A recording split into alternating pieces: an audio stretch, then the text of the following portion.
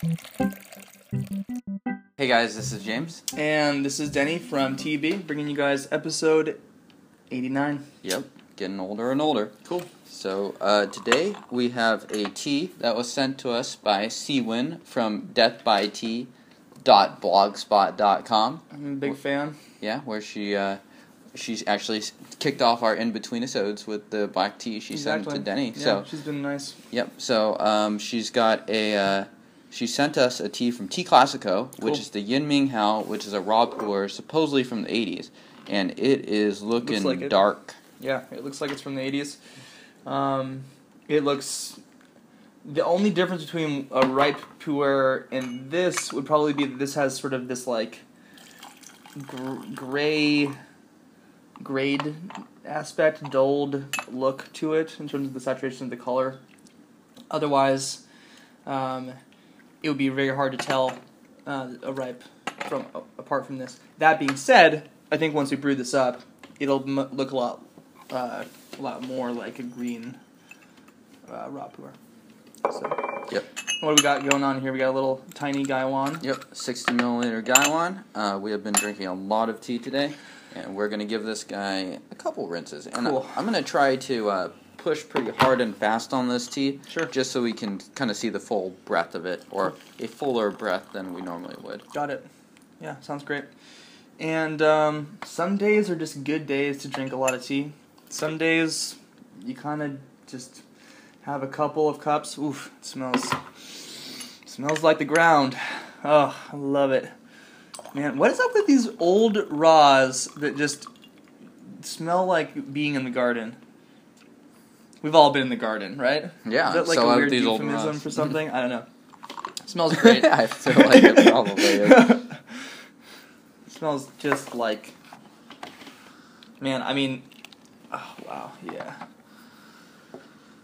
Whew. So Smells like going to Home Depot. Yeah. So I have been airing this tea out for the past couple of weeks, so that should hopefully eliminate a little bit of that wet storage-ness on it. Well, in terms of the actual brew liqueur, it's looking much darker. Wow, look at that red. Yeah, right? I mean, usually you're going to see a raw pu'erh, a young raw pu'erh is going to come out yellow. And James really, like he said, went kind of hard and fast with this, so we just did flash brew after flash brew. The gaiwan, I'm sure, is steaming hot. Yep. And actually the color has retained quite well. Yep. Which kind of tells you that this tea is pretty mature. Yeah. Yeah. This tea probably doesn't have a whole lot more to look forward to as far as age, and I'm just going to keep going. Cool. And we'll drink these guys. Sounds great.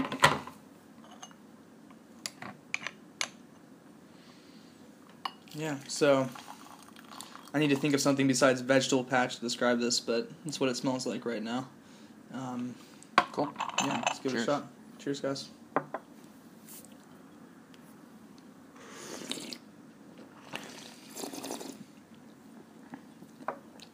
Ooh.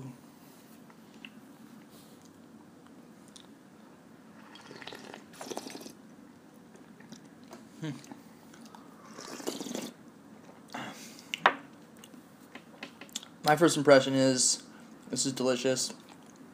It's got that twig, branchy, ripe pu'erh flavor to it in the front of it, and then something happens to it, and I don't know what it is, but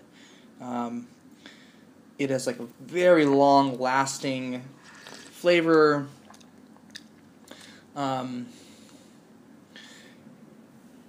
Like young wood smells and tastes.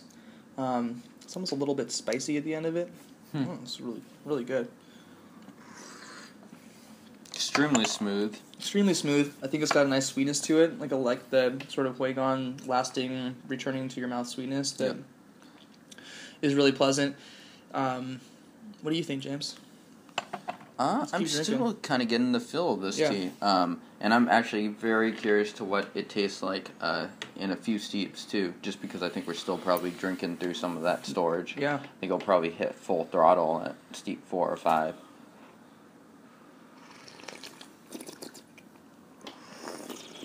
So a little bit fuller this time. Still kind of got that vegetable sweetness to it.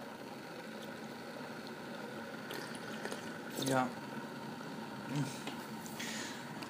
I would never have thought that I like this flavor profile, but I do. It's weird. I also, this was reminiscent of the aged Baozong that we had on the show. The kind of vegetal, really earthy flavors. I mean, it reminds me of literally being a little kid. Look how dark this is going to be. And falling in the garden outside in the dirt and getting dirt in your mouth. I know that's never happened to anyone else but me. In a really good way, right? In a really good way. Oh, damn it. I've been doing this too long. Yeah. No, I think one of the interesting things about this tea is, like, the whole outer edge of my mouth right now kind of feels this, like, sort of tingly sensation on it. Yeah, so like the spiciness. Yeah. So it's kind of got some extracurricular activities going on with this tea. Cool. Maybe it's psychoactive. What have you done to us? Whoa! Yeah, this might be the last TDB episode after all. I think the Seaman will give me some guff for this, but I do get the pencil shaving vibe out of this. I will say it. Kind of 3/4 of the way through, a little bit. And I don't know. So it's interesting because I'm using all these words to describe this tea that don't sound good, but there's something about the flavors in this tea that come together in a really balanced, mature way. None of them are overpowering each other. Let me get back in here. I think this is really tasty.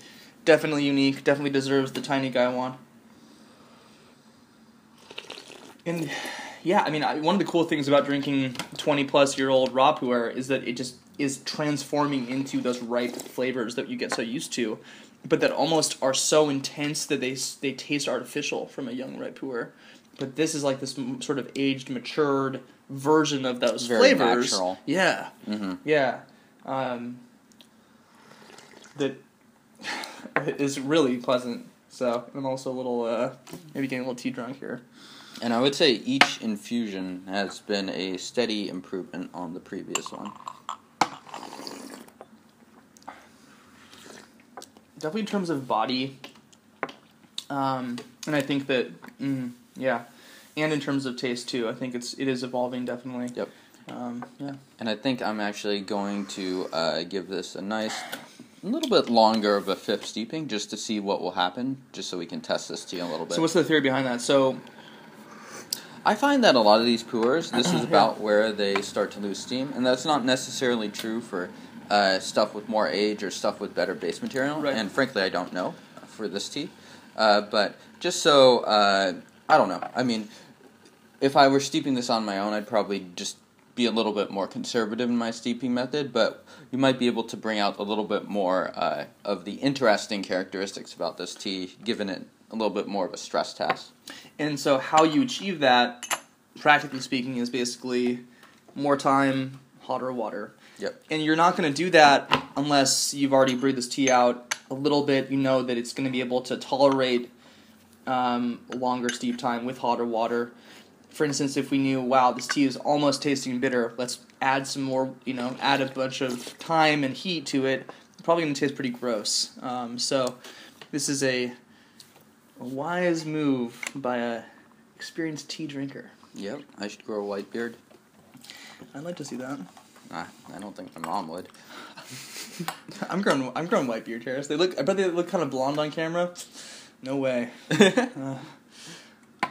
So this was probably about 20 seconds on this, and this will be the last steep we drink on the episode. But we'll keep drinking this. This is pretty damn tasty, I gotta say. Thank you, Seaman, for the submission. This is really a treat. In what context would you drink this, James? Besides the show, how would you enjoy this if you had a bunch of it? Yeah, well, it's not cheap tea, so I'd probably, even just purely because of that, just have a very focused session on it, either by myself or with someone that also enjoyed tea a lot. So, yeah, that's probably how I would drink it. And it's not because it necessarily goes better at that time. I think this tea is pretty drinkable for most times of the day. I wouldn't have it with food. Right. but I don't think it would go terribly with food. I just don't think it's the optimal use of it. It kind of just probably tastes like a ripe pu'erh if you had it with food. Yeah, I think it would be a distraction. Totally agree.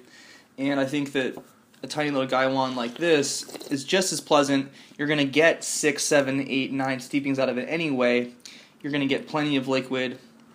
It's going to taste great. You're going to actually be able to conserve your tea too. So I think in that case, small little guy would be a great idea. I need to pick one of those up. I always go to that place and never get them.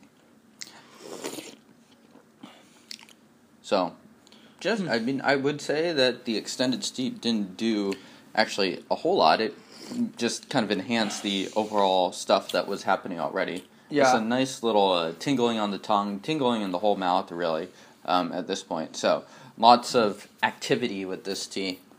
I think as we're bringing it out is the inherent sweetness in this is coming up a little bit, and it's not that it's coming up, but the other more intense, bold, earthy flavors are kind of settling, which I think is nice. It's kind of evolving in that way. Yeah, this is really tasty.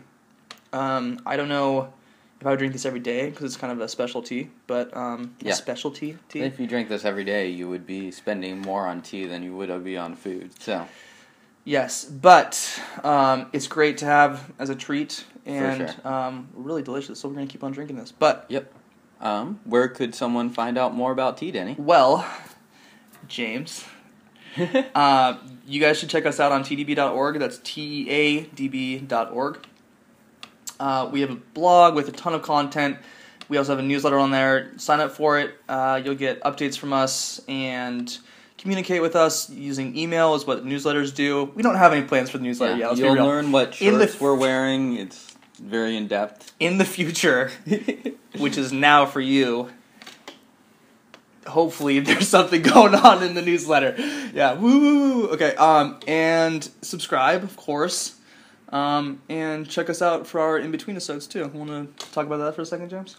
Yeah, so we have been doing in-between episodes, which are in between our episodes, which our episodes come out every Tuesday, and usually what's been happening is I'll release my in-between episode on Wednesday, and Denny on Thursday, and so it's just a chance to get to see how we as individuals drink tea and stuff like that, because I think a lot of our habits and our rituals are a little bit different from each other. Absolutely. So please drink tea with us, sit and enjoy a session of whatever you have to sip on, and we'll see you guys next time for episode 89.